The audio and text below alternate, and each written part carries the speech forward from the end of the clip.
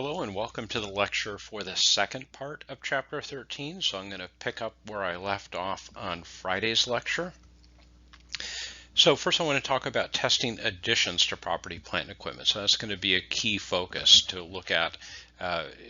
We've either relied on prior audits or a prior auditor's work papers for the beginning balance. So when we looked at that summary, beginning plus additions minus retirements equals ending, we're now going to look at the additions.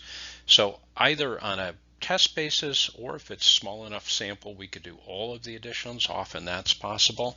We're going to vouch the purchases of all of the additions to this category to source documents. So invoices from suppliers, deeds, contracts, all of those other kinds of things. We're going to put our eyes on the documents that underlie those transactions.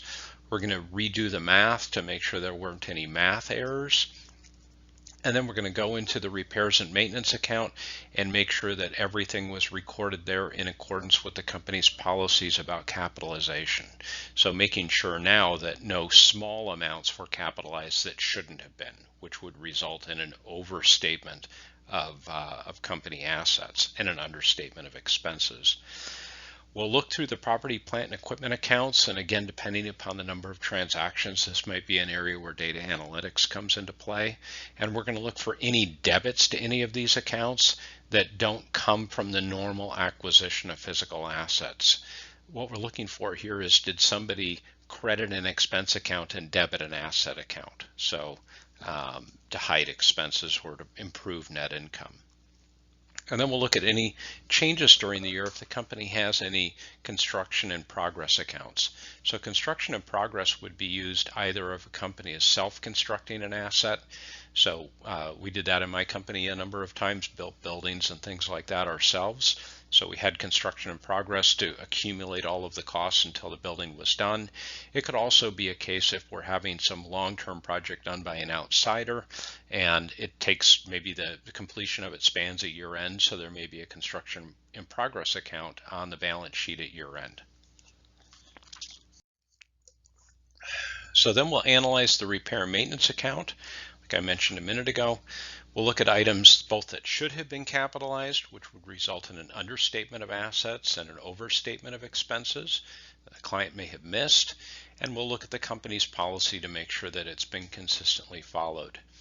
We'll look at significant variations both on a month-to-month basis, so looking for an anomaly, something that jumps out, and then looking at that compared to the last couple of years. We'll test impairment of property, plant, and equipment. That might be done through visual inspection. So as we're walking around and looking at the company assets, we might see something that's under a tarp behind the building, that sort of thing. So either maybe the circumstances have changed, maybe they dropped a product line and no longer need that machine, that sort of thing. So maybe that machine should be taken out of property, plant, and equipment and being put in investments and not depreciated if it's something that's not being used. We'll look at future cash flows relating to assets to determine if they've been impaired or not, in which case we'd write them down to their fair value. And then I might require the use of a valuation specialist if it's something that's very technical beyond the ability of the auditor to make a determination of. One thing to make a note, with U.S. accounting standards, impairment would require a write-down, but it could never be written back up if circumstances changed back to what they were originally. That can happen with international financial reporting standards, with IFRS, but not with GAAP.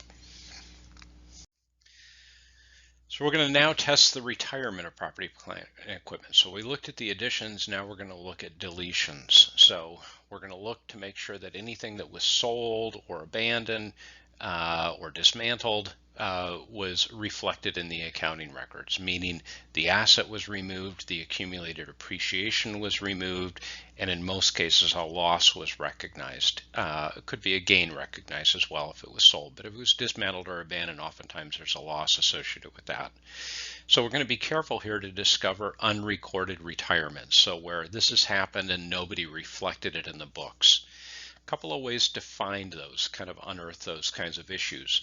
So any of the new additions, when we look at those, a couple of slides ago when I talked about that, We're going to find out were there any trade-ins? What happened to the equipment that piece replaced? So if we bought a new forklift, what happened to the old forklift? And if we see that it was traded in, well, then it needs to be removed from the books. We're going to look at miscellaneous revenue accounts to see if there's any unusual credits to miscellaneous revenue that might be reflected with a sale of a piece of equipment. We'll look to see if the company's business changed. So did they discontinue products? Did they mothball a factory? Did their product lines change? Those kinds of things that might have then resulted in a change in the assets that they needed in the business. We'll of course interview the managers of the company and the supervisors regarding that particular question and see what they tell us. Often somebody on the plant floor can tell you about something that's been dismantled or abandoned and have no knowledge of whether or not it was recorded in the accounting system or not. So that can be a good source of information. Hopefully the company has a good system of a good internal control with regard to how they retire assets, so we can look to those records to see if what has been retired was properly authorized. And then lastly, we might see, did they change their insurance coverage? So if they change their insurance coverage to reduce the amount of assets they're insuring, that would be evidence that something was discarded or abandoned. So we're going to look at leased assets. So make sure that they've been classified properly as either a finance or an operating lease. Remember that for any leases with terms longer than 12 months, new accounting standards now require us to record a right of use asset and a lease liability for the life of the lease. And we should be aware that they might record an asset as being owned when it's actually leased, that sort of thing. And then one category that affects a lot of businesses that are occupying leased property, a lot of retailers and companies like that, to the extent they have leasehold improvements, which again is very common to move into a building and then make changes to it to accommodate your particular business, making sure that those leasehold improvements are depreciated over not their useful life, but the term of the lease if that is shorter than the useful life. That's important. They may be underestimating depreciation expense if that's the case. We'll look at presentation and disclosure. So have they broken their depreciable assets into major classes, so buildings, machinery, those sorts of things? Are they reflecting the historical cost and then less accumulated depreciation for the net amount? So some of the principles, they should say what the basis of valuation should be. So if some assets have been written down to lower of cost or estimated realizable value, has that been recorded? If they pledge some assets to secure loans, which again is very common, if you borrow money to buy an asset, the asset is pledged as collateral or security on the loan. So identifying that for people, for readers of the financial statements. And then making sure that anything that we're not using has been segregated and recorded as an investment.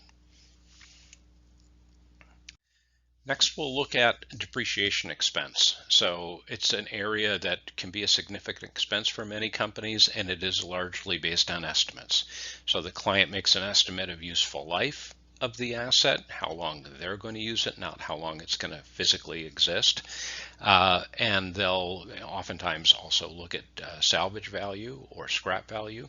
That's an estimate. And then they can choose from among, of course, a bunch of different depreciation methods, straight line, double declining, units of production, that sort of thing. So the key thing we're looking for here is in looking at the management's development of those estimates and then how they implement those, is making sure that they are doing it in a reasonable and consistent way, meaning they're not arriving at policies or estimates in this regard with a view to the impact on the bottom line. They're doing it honestly, I would say. So when we audit depreciation expense, we're going to review their depreciation policies to make sure that they've been implemented properly. We'll do a summary analysis of accumulated depreciation, so the beginning balance plus additions, which would come from depreciation expense, minus any debits to accumulated depreciation that would come about through retirements of assets. That should equal our ending figure. So we'll do that to make sure the math works properly. We'll compare the rates that are used in the current year with those employed in previous years, and we'll test all of the computations, and then we'll perform some analytical procedures for depreciation. One of those might be to look at depreciation expense as a percentage of fixed assets and compare that percentage to prior periods, compare it to budgets and forecasts, and compare it to benchmarks for competitors.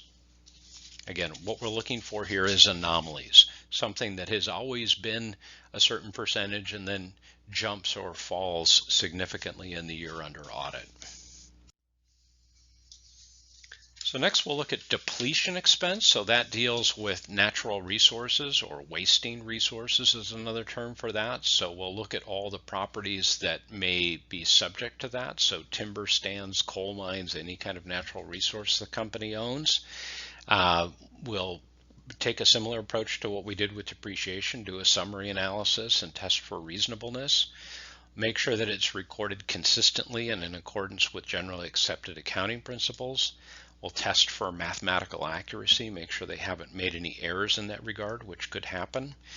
A lot of times we'll have to rely on specialists for the valuation. So if you remember back in Accounting 201, let's say as an example, the company owns a stand of timber. They would accumulate all of the costs associated with that stand of timber. Maybe the amount of money that they pay for the rights to harvest the timber or buy the land, cost to put roads in, cost to put in gates, things like that. So all of the costs to get ready to start harvesting the asset, that's going to be the total amount, the numerator of the fraction that we'll arrive at. And the denominator is going to be our estimate of the total amount, so it's going to be units of resources that we expect to get from that particular asset. So in the case of a timber stand, they estimate that based on board footage, which is a cubic volume of wood. So somebody would go through a forest and look at the trees and make estimates of how much cubic volume of wood is going to come off of that particular piece of land. So as you can imagine, that's not something an auditor can walk into the woods and know. So we would definitely have to rely on a specialist that has those skills to be able to say, are they in the ballpark? Are they generally correct? That will give us a depletion rate. So as we pull resources out of that particular asset, we'll multiply that by the depletion rate to reduce the asset and record depletion expense. So that is definitely an area where specialists would come into play. And then we'd want to verify ownership. So we'd want to look at contracts, look at any documentation that speaks to the company's right to harvest that particular asset. Lastly, I want to talk about intangibles, and we'll split those into two groups: assets, intangibles that have a definite useful life, like patents and copyrights, are two good franchises, or two good example, or three good examples of intangibles with definite lives. So we'll look at those similar to property, plant, and equipment. So we'll do the summary analysis, beginning plus additions minus subtractions equals ending, and we'll look at additions to that category where they accounted for properly. We'll look at what their policies are for amortization. Are they reasonable with respect to the useful life, meaning it could be the legal life or the actual useful life, and approach it from that perspective. We take a different approach with intangible assets that have an indefinite useful life. Goodwill is the most obvious example here. Trademarks is another example where there is no end to it. And for those, there is no amortization because there's no denominator to come up with a rate. So in that case, we would test for impairment. That often relies on a specialist because, as an example, if I acquire a business and I pay more than what the fair market value, the net fair market value of assets are, then I'm going to record goodwill on my books. Well, every year I need to test that for impairment, and the impairment is really based on, has the value of that business changed? If the value of that business has declined for whatever reason, then that goodwill may not exist. If I buy a business and it has a significant portion related to goodwill because of the good reputation of the business and well-trained employees. And then the next year, the reputation of the business is cratered and the employees have all quit. Well, goodwill has been impaired in that case, and we need to write it down. That could be definitely a contentious issue to raise with a client. I've had arguments with auditors about this very subject before, so something to take into account. And often business valuation specialist would be involved in coming up with what the value of those subsidiaries would be. So I hope this has been helpful to you. I'm trying to keep these lectures to about 15 minutes or so. And again, please, I encourage you, if you have any questions or want to reach out, please send me an email or give me a call. Thanks. Bye-bye.